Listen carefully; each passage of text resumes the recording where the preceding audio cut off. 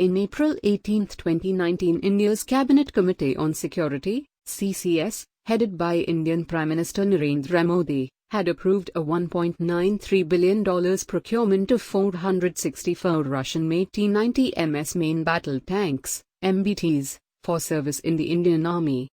In November 12, 2019, the Indian Ministry of Defence, MOD, has inked a $2.8 billion contract with the State-Owned Ordnance Factory Board, OFB, to license build 464 additional T-90S main battle tanks, MBTs, for service in the Indian Army. According to IHS Janes, the deal with OFB's Heavy Vehicles Factory, HVF, was signed on November 6 and is part of a series of earlier contracts for the license production of 1,000 T-90S MBTs.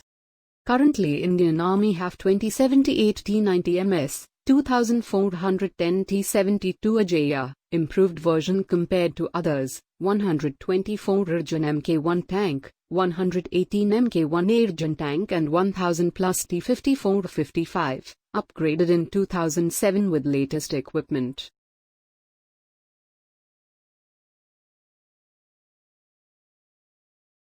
Tavor TAR-21 automatic assault rifle is the main weapon of the Indian Special Forces, and also the X-95 variant of Tavor is widely used by Indian paramilitary forces and SWAT unit of Indian Police.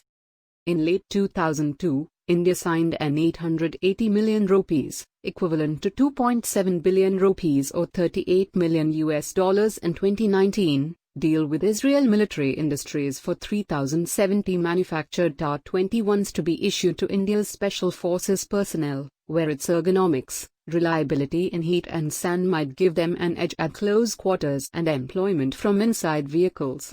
By 2005, IMI had supplied 350 to 400 TAR-21s to India's Northern Special Frontier Force, SFF. These were subsequently declared to be operationally unsatisfactory. The required changes have since been made, and tests in Israel during 2006 went well, clearing the contracted consignment for delivery.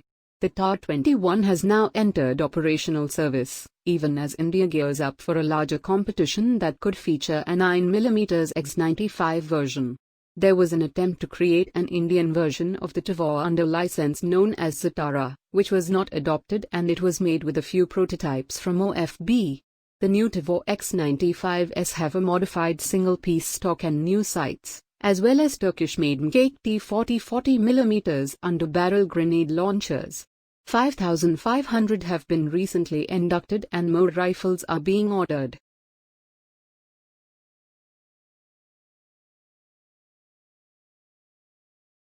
The Indian Air Force is significantly enhancing deployment of its frontline jets, attack helicopters and transport fleet in all its key bases guarding the airspace along the line of actual control in view of heightened border tension with China in eastern Ladakh. People familiar with the development said on Saturday.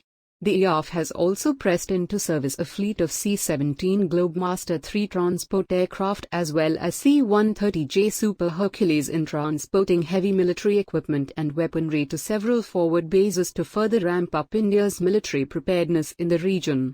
The IAF is also using its Solution 76 fleet to transport troops to various areas along the line of actual control, the 3,500 kilometers de facto border between India and China, the people cited above said.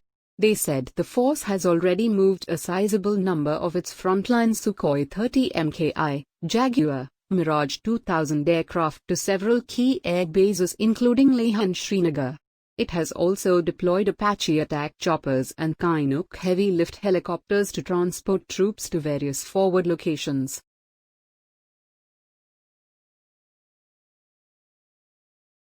India's S-400 Triumph air defense system is currently in production in Russia and will undergo a series of trials before its arrival in the country by the end of 2021.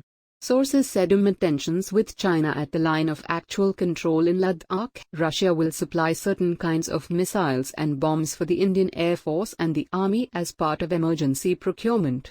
Sources also said during the recent visit of Defense Minister Rajnath Singh to Russia, A review of all defense contracts signed and those in pipeline was done. Diplomatic sources said India has sought emergency delivery of quite a few items. They said India is aware that according to the contract, the delivery of the S-400 system would begin within 24 months from the payment of the first tranche of the $5.2 billion deal. Sources said even though the contract for the system, which will be India's air defense umbrella and the main pillar of the Indian Air Force's defense grid, was signed in October 2018, the payment took time because both countries had to find a way around the US sanctions against Russia. Initially, it was expected that the first of the 5 S-400 systems will start coming in by the end of 2020.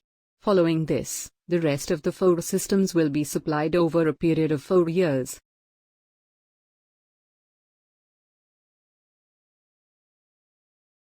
Japan seeks to expand cooperation in sharing defense intelligence with partners such as India, Australia and the UK, broadening the scope of its state secrets law to include exchanges with countries beyond the US. The expansion came in last month's revision of standards for the legislation, which already covers Washington, Tokyo's closest ally. The law, enacted in 2014 amid controversy, sets penalties of up to 10 years in prison for leaking secrets deemed to risk causing severe damage to Japan's national security, covering areas such as defense, diplomacy and counterterrorism. Classifying information from a foreign military as a state secret will facilitate joint exercises and tie-ups for developing equipment. Please subscribe to Daily Defense Digest for more such videos.